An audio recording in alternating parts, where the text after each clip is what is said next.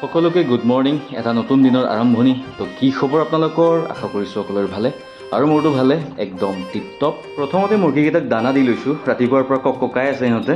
আৰু বাৰীৰ পাছত দেখিলোঁ দুটা কোমোৰা লাগি থকা, এটা হৈছে বুঢ়া আৰু এটা কমলা আছে। কমলাটো বাৰু ছিঙি ল'লোঁ, খাব লাগিব হাঁহৰ লগত বুলি ভাবিছে নেকি? সৰু সৰু ফিলিঙি জলকীয়া লাগি আছে, ছিঙি ল'লোঁ কেইটামান। আৰু ইফালে ছজনা পাতো ছিঙি ল'লোঁ। এইফালে চাওক মোৰ নেমু গছ, একদম নেমু ভৰপূৰ লাগিছে এইবাৰ। লেবু নিকিনাকৈ চলি যাম, এইটো ছিজন, কোনো প্ৰব্লেম নাই। আৰু ৰাতিপুৱাৰ টাইম সেইকাৰণে ফুল গছত অলপ পানী দি দিলোঁ। ছজনা পাত যে ছিঙিছিলোঁ তাকে আঞ্জা এখন বনাওঁ বুলি ভাবিছোঁ। খাৰ আঞ্জা বনাব নাজানো বাৰু মই, তো সেইকাৰণে মই দালি দি লৈছোঁ। তাত দালি দি খালে মানে অলপ টেষ্ট হয় আৰু কেইটামান কঁঠাল গুটি দি দিছোঁ, খাই ভাল লাগিব। চাউল গুড়ি নকৰিলোঁ আৰু ইয়াত দিবৰ কাৰণে, সেইকাৰণে আটা গুড়াকে দি দিলোঁ। এইবাৰ ভাজিব ওলাইছোঁ বাঁহৰ গাজা। তেল একেবাৰে কম দিছোঁ, খাই বিৰাট ভাল লাগে এনেকুৱাকৈ গাজা টেঙা।